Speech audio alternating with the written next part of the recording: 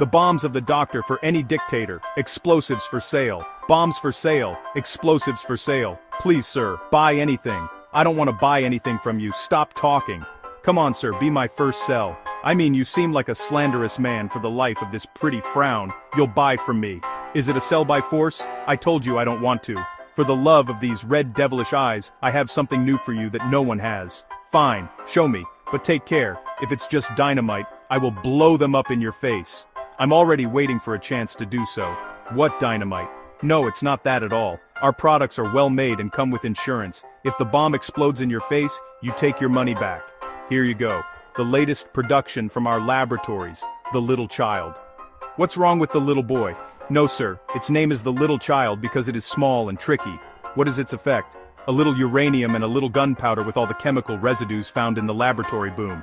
Yes son, does this burn or poison? What is its catalog? Explain to me. Honestly sir, I don't know. But it's fire, no cap. Okay, that's it boy, that's it. I will buy it from you. And I will try it on in my mother-in-law's house tomorrow morning. Do you know if you didn't get a result, what will happen to you? What? May God protect us from evil. I will talk to Consumer Protection, of course.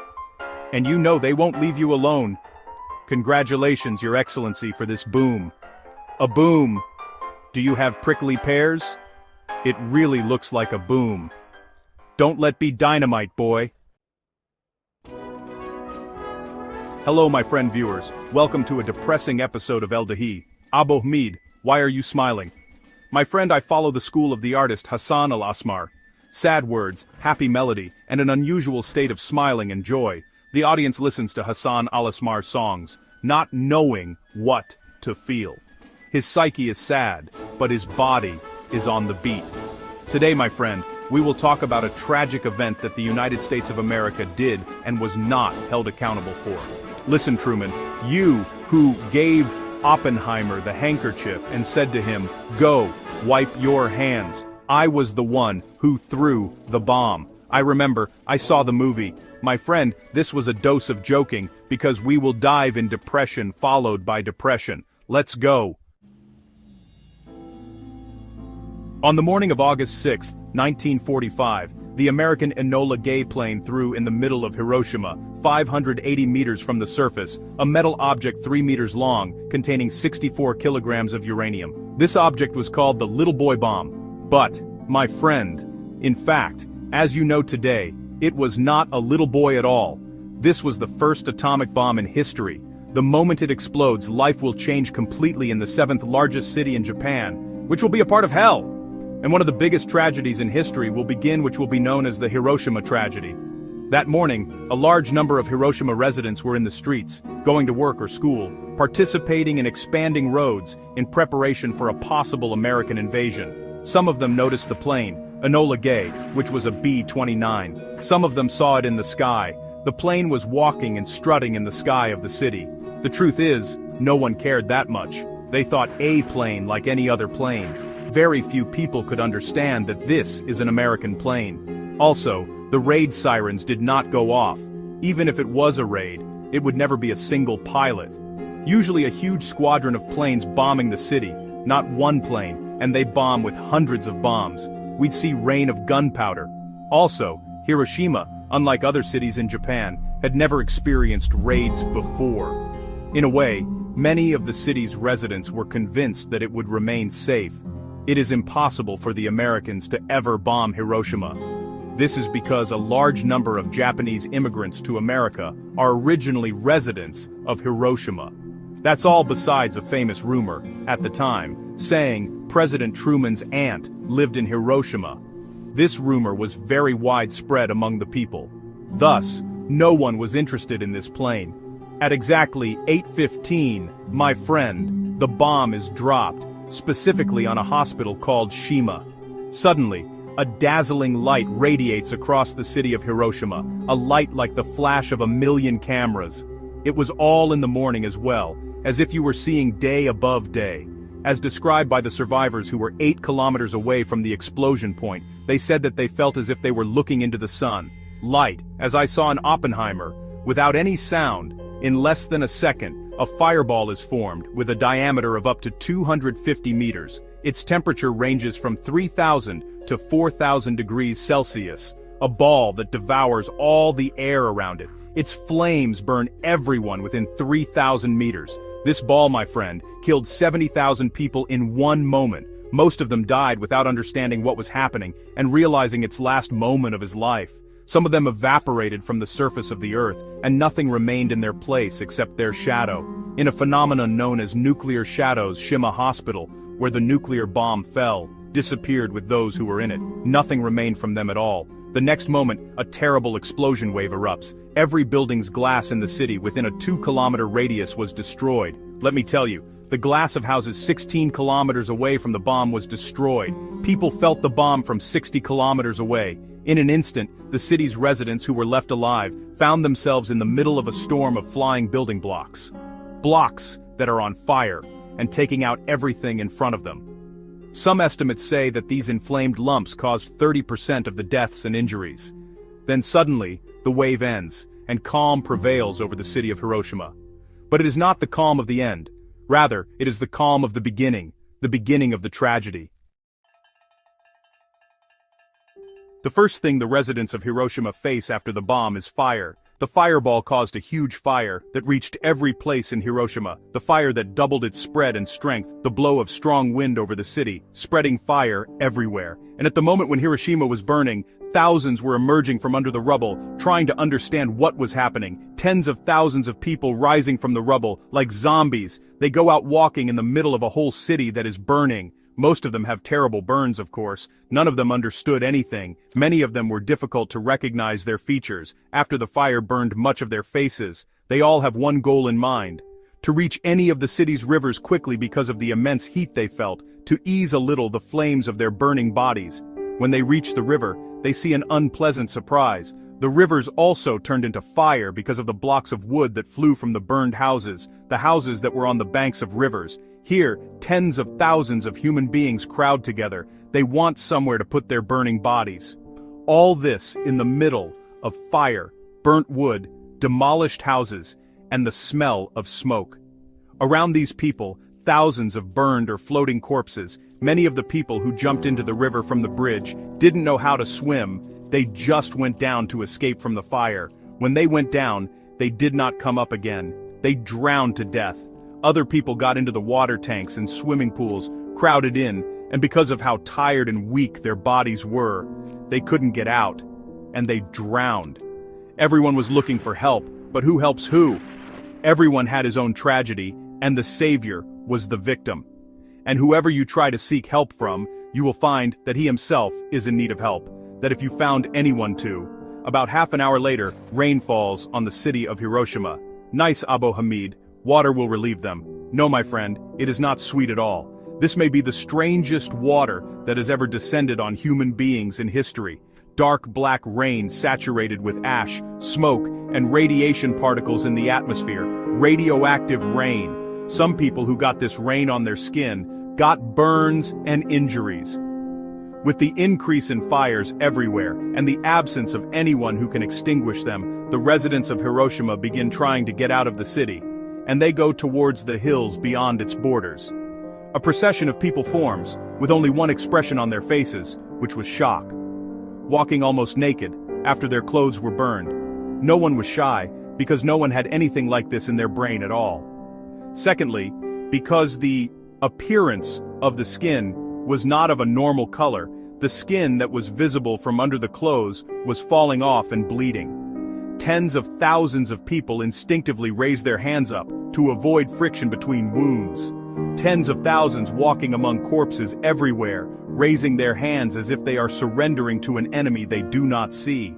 Large groups of people have lost their sight. They were looking for someone to help them and guide them to the exit. Even those who saw did not know where. People running and calling for water. They want to drink and extinguish the flames on their bodies. The journey that many people weren't able to complete and will fall in the way due to fatigue and surrender to their fate and die. While Hiroshima was suffering, no one in the capital, Tokyo, understood exactly what was happening. Suddenly, phone communications with Hiroshima were completely cut off. The radio line is not available, and the telegraphs are not working. railway signals are off, and military communications are cut off. An army unit in a nearby city was assigned to send someone to Hiroshima to see what happened there. At 1 o'clock noon, a telegraph arrives saying just one sentence: Hiroshima was completely wiped out with one bomb, and fires are everywhere. Of course, my friend, the officials didn't understand. How can one bomb wipe out an entire city? There is no such thing in the world. When the 6 o'clock news broadcast on Japanese radio, it only said a little piece of news that some flammable bombs were dropped on Hiroshima, and were calculating the damages. We cannot imagine that one bomb can do all this. And 1 o'clock a.m., Tokyo time, 17 hours after the bomb was dropped, U.S. President Harry Truman comes out delivering his speech, in which he will announce to the world the dropping of the first atomic bomb on the city of Hiroshima. And actually explaining to the Japanese what happened. Why is it possible for a single bomb to cause such destruction? But despite all this, after a commission from Tokyo arrived in Hiroshima, it arrived the next day to assess the damage and see the city. There is nothing but a pile of ashes. There was, my friend, very clear confusion and denial of the Japanese leadership. Some leaders were talking about steadfastness and continuing the fight. This state of denial, my friend, unfortunately does not last, because it takes another slap that is very severe from reality. A new disaster will strike Japan within just 72 hours. When the second bomb falls on the city of Nagasaki, and the tragedy is repeated, for the next day, the Japanese government would clearly announce, free from confusion and hesitation, its surrender. My friend, let me take you back to Hiroshima, specifically the day after the bombing, August 7th, 1945. The fire died down and the smoke began to disappear. The crowds that had left outside began to return again to record their testimonies about the city that became a field of ashes, the city that became the scene of many painful scenes. For example, there was a group of people trying to find their family and loved ones and see what happened to their homes. Some of them, my friend, wanted neither good news nor bad news. They want news, we want to understand. They examine the bodies, and their best hope is to identify them. Other people desperately try to find any food. They have had more than 24 hours without a single bite. There was a general state of thirst. Some people, due to extreme thirst, began to drink from the tanks in which the bodies were drowned. Of course, this is besides the thousands of injured people in a state of fatigue waiting for any help. But, my friend, this help didn't arrive. Then a rumor came out among people that oils relieve pain. Everyone kept looking for any oil to cover the burnt parts of their bodies: food oil, castor oil, even car oils. The group that survived from police and army soldiers were trying to collect the remains of bodies from the roads and burn them. Another one of the terrifying scenes was a scene of angry crowds holding two Americans who survived the bombing, and they torture them to death. Abo Mead, 1 second. What brought the Americans here? 12. My friend. Among the victims of the atomic bomb were American pilots. They were taken prisoners days before the bomb was dropped. Half of them died at the moment of the bombing. At least 2 people died from beatings at the hands of the people, but the rest died over the coming days after that. One of the hospitals that survived the bombing and was not subjected to major damage was the Transportation Authority Hospital. One of its doctors was Dr. Michihiko Hachiya, who was interested in monitoring what was happening and writing it in his diary. After that, it will be a very important reference to know what happened to the people in Hiroshima. What makes, my friend, these remarks so important is that between 300 doctors, which is the number of doctors in all of Hiroshima, only 28 doctors from them survived. One of them was this doctor, who provided in his diary an accurate description and important observation of events. How, for example, did the first traces of radiation appear? The first trace of radiation appeared when suddenly the infected people relieved themselves dozens of times per night. Unfortunately, some of the patients needed to go to the bathroom more than 50 or 60 times. Their feces were all blood, and no one understood why it was happening. The initial belief was that this was often dysentery, and doctors began isolating everyone who showed these symptoms. As the second day passed, stranger symptoms began to appear. People started coming to the hospital with strange blisters on their skin, and they had bleeding gums. The strange thing is that these people survived the bombing. Their burns were minor, if they were injured at all. These people are supposed to be okay, but over time, symptoms began to develop. Their temperature began to increase. They experienced severe fatigue and vomit blood. Within a day or two, they died. The doctors, my friend, did not understand these people were supposed to have survived the bombing. What happened to them to die like this?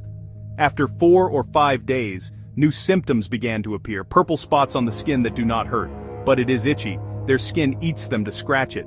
This was a very important sign because anyone who had these spots died after 2 or 3 days. Hiroshima has become a city of terrified people. A city where people take off their clothes every now and then. They are looking to see if there are stains or not. If the answer is, there are no spots, this means that his life extended at least a new day. A new day of life, but it is also a new day of anxiety if these spots would appear on his body later. A new day in a life with a completely unknown fate. But if the answer is, yes, there are spots on your back, this means certain death. All that, my friend, the doctors are at a loss because they have never seen symptoms like this before. Dr. Hachia records that at this moment began to suspect that the US might have used a bacterial or chemical bomb on Hiroshima. 1 second, Abo Mead. What bacteria and chemicals? President Truman said, "Guys, this is an atomic bomb." My friend, don't be so cruel. Hiroshima was isolated from everything that happened around it. No newspapers reached it, and the radio towers there have been destroyed. This has left its residents still unaware of what weapon was thrown at them. While the whole world is talking about the atomic bomb, no one in Hiroshima knows that people are talking about it, and that they became the talk of the world, and the world's first victims of the atomic bomb. Dr. Hachia records that the first time he knew that what was thrown at them is called an atomic bomb was a week after the bombing when one of the doctors came to help from a nearby city and commented saying that the atomic bomb was a very terrible thing. Here, the rumor is confirmed that America used this terrible weapon on the city of Hiroshima to make life in the city before the bomb a chapter, and what's after another chapter entirely. Not only in Hiroshima, in the whole world, the new chapter will witness Hiroshima become a city uninhabitable for decades. On August 15, 1945, for the first time in their history, the Japanese heard the voice of the Japanese emperor while delivering a surrender speech. When some residents of Hiroshima heard the speech, through the few radios that managed to pick up the signal, many of the people of Hiroshima were crying bitterly. Not because Japan lost, nor because Japan surrendered, but because if this surrender letter was only 9 days earlier, none of this would have happened. It could have saved their fate, which is not only terrifying, but also unknown and incomprehensible. Until now, we don't know where these diseases and symptoms will end. The issue is not just a tragedy in the loss of family, loved ones, housing, and home. This is a future where every sentence ends in a question mark. We don't know what will happen to us in the coming days. Will we wake up alive or dead? Question marks were not only from the people of Hiroshima, but it was also from those who threw the bomb at them. Let me tell you that until the time Hiroshima and Nagasaki were bombed, no one knew exactly the effects of exposure to this huge amount of radiation. Humans and the environment, after being exposed to this amount of radiation, how would they look like? And what effect it had, not only at the moment of the explosion but in the days, months, and years that follow. This knowledge absent from the world, we will begin to know it little by little. The people of Hiroshima will begin to know it before anyone else, with every new symptom that appears on those infected. For example, you have purple spots that mean death. During autopsies, they discover that it is a symptom of internal bleeding that happens to organs whose cells are destroyed by radiation. After a week, a new symptom begins to appear. People start losing hair on their heads, hair falls out for no apparent reason, and after a very few days, these people also die. Once again, panic reigns in Hiroshima. Every time a symptom appears, it leads to death. People start to pull their hair and their kids' hair to check whether their hair is falling out or not. On September 3, 1945, the Japanese professor, Dr. Masao Tsuzuki, arrived at Hiroshima. Sorry, my friend, this is the Hiroshima accent. This doctor was experimenting on rabbits by exposing them to radiation. He had important studies in the field of radiation effects. And here the few doctors left in Hiroshima thought that they could find a solution for these people on the hands of this distinguished professor who has done a lot of research related to exposure to radiation and could easily prescribe treatment for them and stop this cruel wheel of death. But, my friend, he shocked them. He said, "There is nothing we can do for the injured except provide them with rest and good food." That's all, doctor? That's all. The idea, my friend, is that even rest and eating well were very difficult in Hiroshima. What comfort in a country where most of the population has died? What fresh food in a city that is one step away from famine? This simply means surrender to death. In short, my friend, the only person in Japan who could have had a solution to this problem said that there was no solution.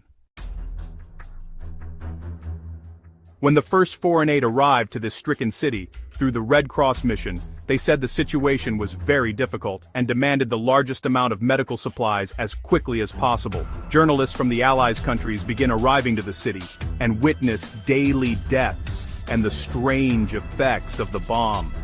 European and American newspapers publish that something strange is happening in Hiroshima. There is something mysterious that the media calls the atomic bomb plague. When the Americans felt global pressure, their generals began to reassure the people, okay, the bomb is done with its effect, and no one will die from it again. This is the news the world was waiting to hear. But of course, my friend, unfortunately, this does not happen. With Japanese newspapers publishing the tragic news coming from Hiroshima, General Douglas MacArthur, American military governor of Japan, who was present after Japan's surrender and its occupation by America, he warned Japanese newspapers against hot headlines and the misuse of the Hiroshima crisis. We, Mr. General, will say more delicate articles. An American bomb lights up the sky of Hiroshima in a morning carnival, illuminating the faces of the population. American doctors recommend using radiation to freshen the skin and increase fertility. How will we say it, sir? How will we say it? You made a disaster. You committed a humanitarian crime that to this day you didn't apologize for. What added salt to the wound, that on September 19, 1945, Japanese newspapers were censored and were prohibited to publish any information about the atomic bomb. But when John Hersey, a New Yorker journalist, visits Hiroshima and writes an article of 31,000 words, it was published in an entire issue of the magazine in August 1946, being the strange irony that when the Americans see the article in their newspapers, they got to know the details of the Hiroshima tragedy, while the Japanese who were hit by the bomb didn't know these details. Most Japanese people didn't know what happened in Hiroshima because their newspapers in Japan were forbidden from publishing about it. There was a complete media blockade there. For example, you have the Japanese director Akira Iwasaki. Of course, this is not Akira Kurosawa, the well-known Japanese director. I'm a member of a cinema club, you see. I see Abbas Kiarostami. When you see the first Abbas, you can talk to me. This director, my dear, visited Hiroshima and recorded footage of the devastation that occurred there and the deplorable humanitarian situation. But unfortunately, these tapes were confiscated and went to the American military archives. They were classified there as top secret and didn't come to light until many years later. Also, the research unit at the Riken Institute in Tokyo that was studying the effects of nuclear radiation faced orders to dismantle it and destroy its factories, under the pretext of preventing Japan from arming itself in the future. But of course, my friend, the Americans' greatest concern at that time simply, pragmatically and clearly, was not to distort America's great victory, and not to distort the amazing invention that brought absolute power to them. The power with which they will rule the world. And so, my friend, as the days pass, and as life slowly returned to Hiroshima, and as the people were trying to forget what happened to them, they convinced themselves that all this is long gone history and life will go on. Other unpleasant surprises appear for the people of Hiroshima, the first of which is cancer. First, my friend, you have a major disaster and huge fires, and people have died. After that, people would go to the bathroom 10, 20, 30, 50, or 60 times. After that, the spots that mean death within days. After that, hair loss occurs, which means death within days. Enough? All good? No more traces of the bomb? Years later we find cancers. The percentage of getting leukemia for people who were close to the center of the bomb rose to be 50 times the normal rate. Not only leukemia, there were other cancers, thyroid, breast and lung cancer that's incidence increases more than 3 times. Of course, the suffering that follows is psychological suffering. Over the years, the demographic composition of Hiroshima has changed. Hiroshima, at the time of the bombing, had a population of 340,000 people. Of this population, between 100 and 140,000 people died as a result of the atomic bomb. It was noticed that many of the 340,000 people were either recruits or strangers to the city. They also left her after the war ended. After the war, people from other cities began to come and go to Hiroshima. What brought them, Abu Hamid? They didn't find anything other than this. This is a city just hit by a bomb. Hasty, my friend, hasty in happy and sad stories alike. El-Daheeh, why the shaming? A city in crisis means job opportunities. When the grocer dies, the doctor dies, and the engineer dies, there is room for employment. This is a black comedy. Also, my friend, think that this is a disaster-stricken city, meaning it needs reconstruction, and that means work and money. Changing the demographic composition made the bombing survivors, who were in the city at the time of the bomb, and are still living to this day, were called hibakusha, and they are a minority among the new population. Not only did they not see what they saw, they also did not hear about it, because of the media embargo that was in place in Japan. Dozens of hibakusha begin to live in a dark side that no one knows anything about, the horrific psychological impact that tens of thousands of infected people went through. Darkness coming from the psychological effect of what they saw with their own eyes. This is a real trauma, my friend, losing your family, your home, and you are burned and left on the verge of a pit of death, living years of stress and anxiety if you develop symptoms that kill you after a few days. This trauma still lives on. You don't know what you will end up with. Tens of thousands of infected people, many of whom had obvious physical deformities. Unfortunately, they began to be treated as outcasts everywhere. Who would marry someone who has these fires? Again, we still do not know what effect this has on the children, on the succession. These people were rejected and forbidden from entering public places. The people who came to the city after that were avoiding seeing the victims of the explosion, because their appearance is depressing and uncomfortable. Of course, the business owners refuse to give them jobs because they get tired quickly, and they always need health follow-up in hospitals. The situation of girls and women who were exposed to these deformities was much worse than this. They paid a much more expensive price. Some of them were no longer able to go out into the street at all. They stayed in their homes for years because they were ashamed of their appearance. Some people refrained from giving birth to children because they were afraid that the children would appear deformed. The effect of radiation, my dear, was not only physical. Radiation left the residents of Hiroshima with a great feeling of guilt because of their actions when the bomb was dropped. For example, who did not stop to help someone? The one who tried and ran away, and left someone calling for help, or the one who abandoned his sisters and family under the influence of panic. Also, suicide cases among hibakusha increased. Some of them were unable to adapt to their injuries and deformities, or with the new reality in which every day there is a fear of death, if any new traces of radiation appear. This is besides their feeling that they had turned into laboratory rats from the first moment. The process was completely devoid of humanity. Even after the disaster happened, when the Americans set up a lab in the city to study the effects of the atomic bomb and study its consequences on the victims. Every death in Hiroshima becomes an experience with routine procedures instead of a momentous event where we stand with sadness.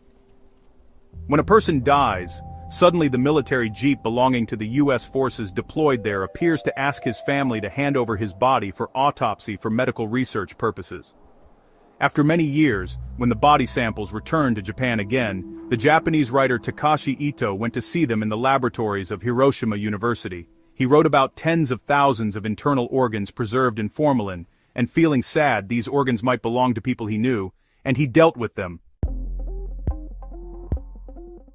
The people of Hiroshima, my dear, didn't stay alone much. There were global campaigns in solidarity with them. Some of them were in America itself.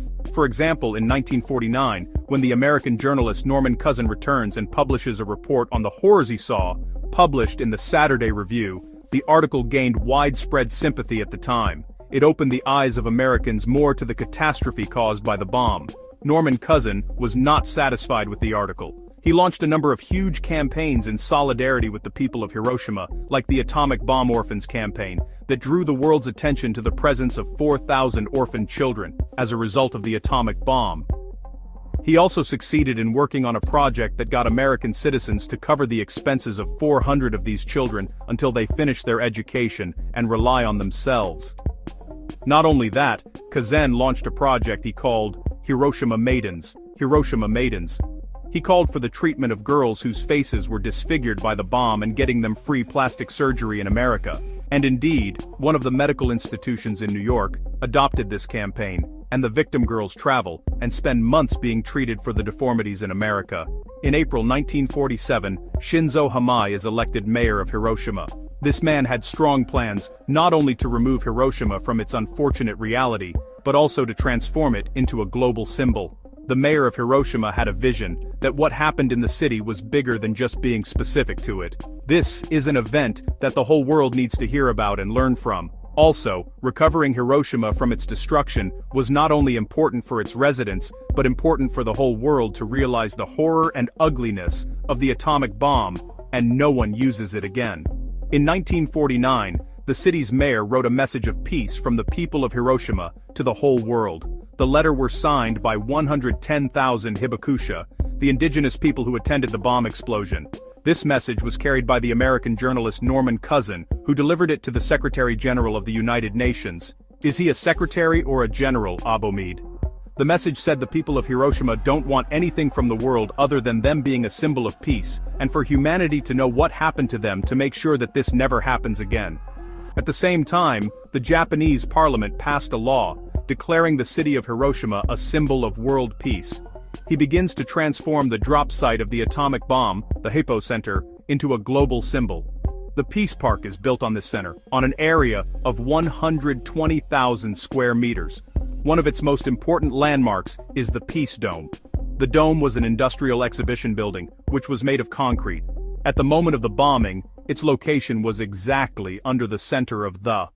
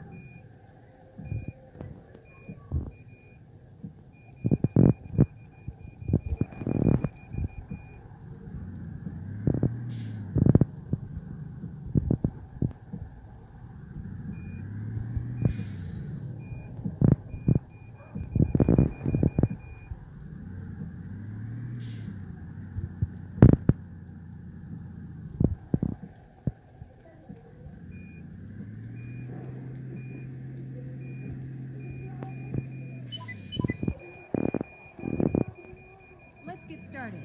Drive safe.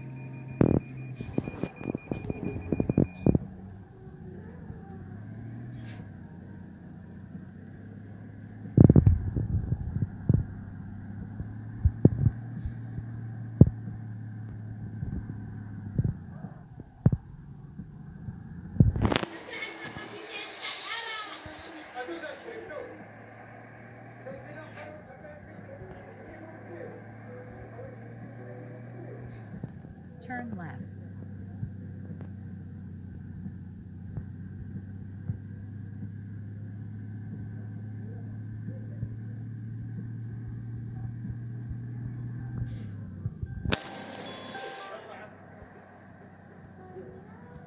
Continue straight.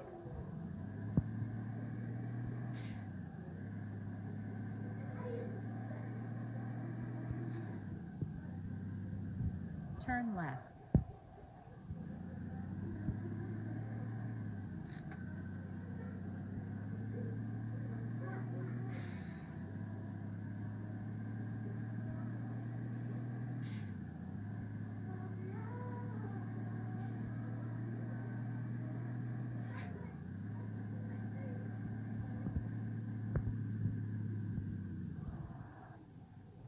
Turn left.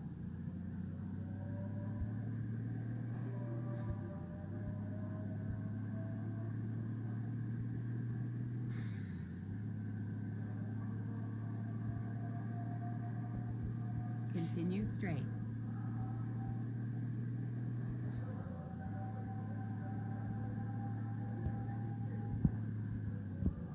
Continue straight.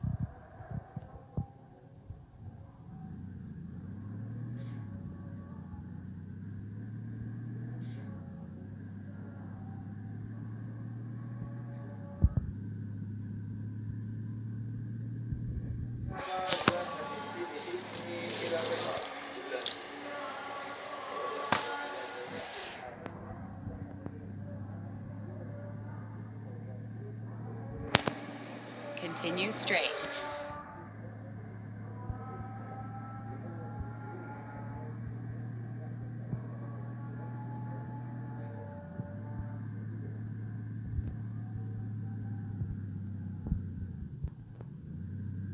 Turn right.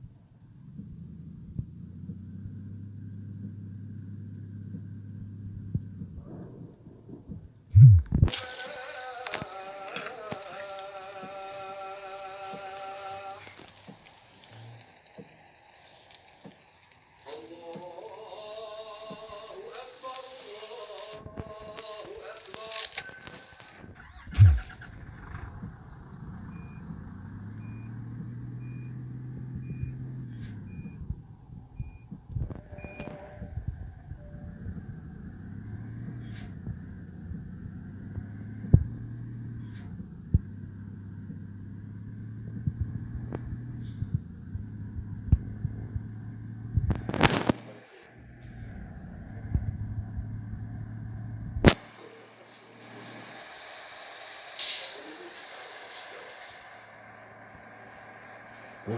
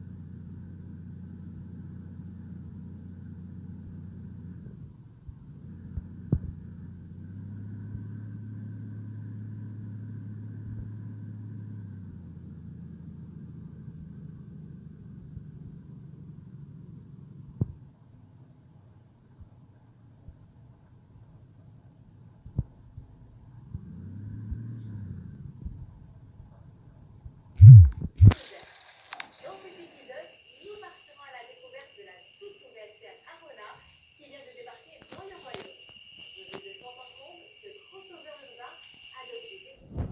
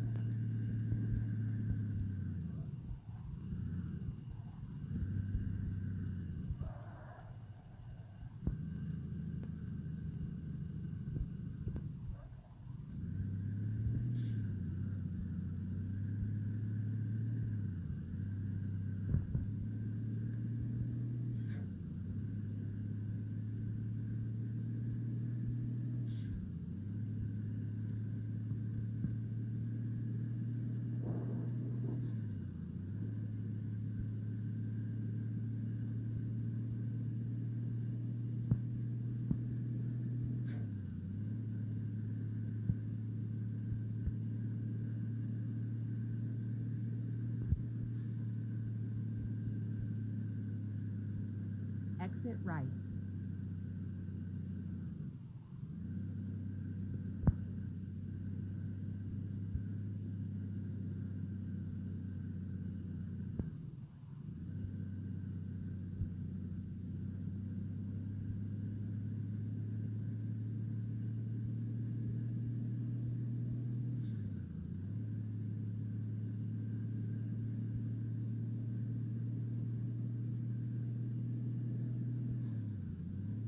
Continue straight.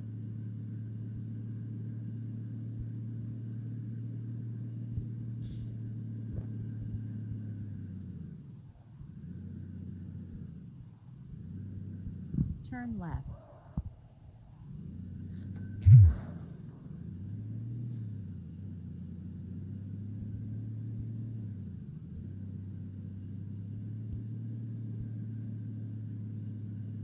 Turn left.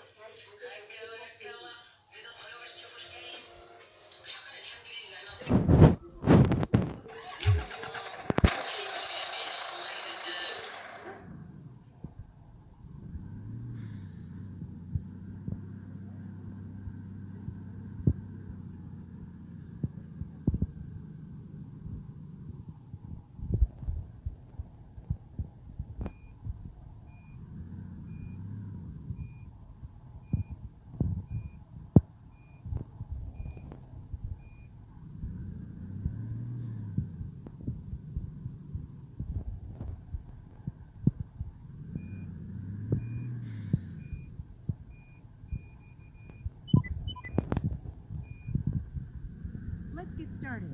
Drive safe.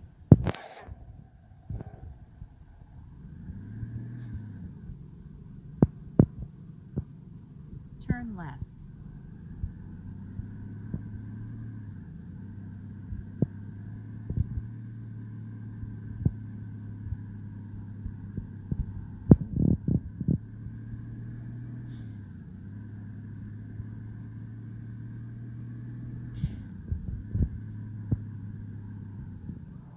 Continue straight.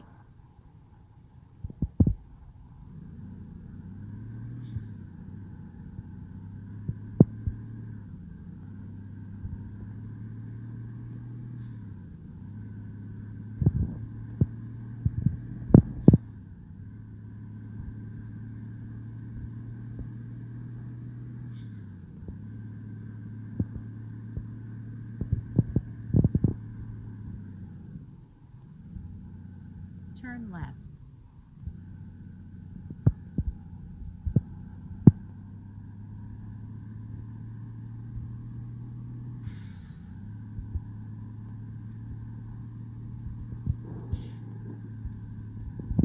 Continue straight.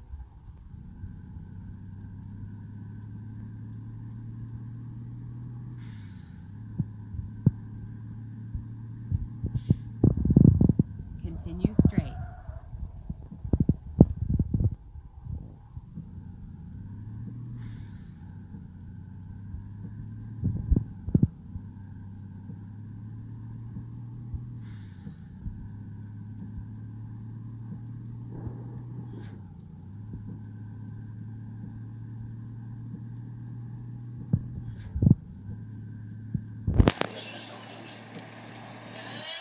Continue straight.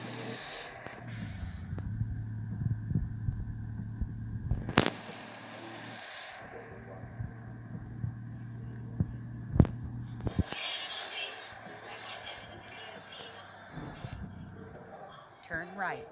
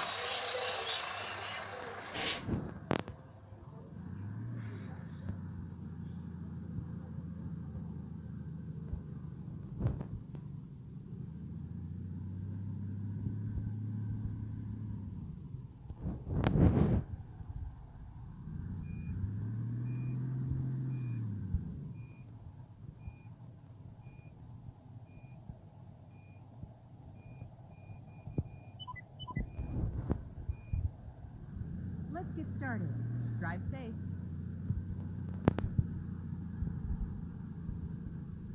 Turn left.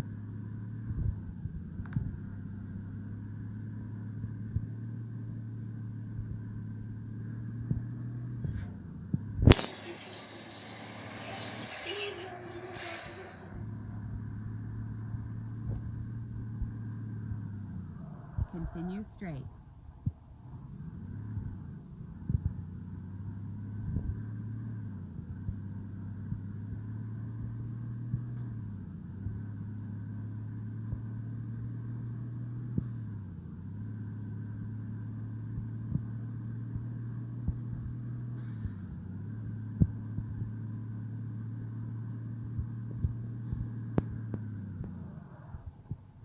Turn left.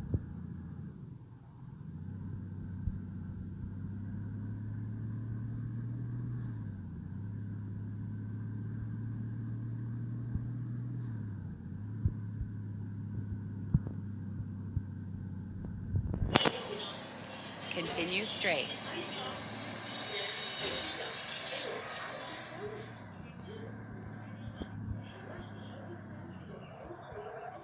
Continue straight.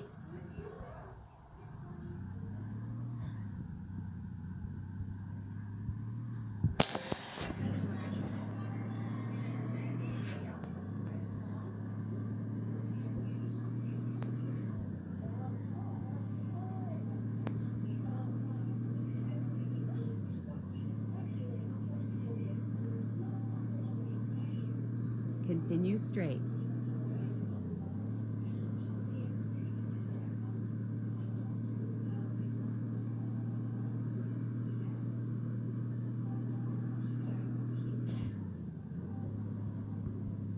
Turn right.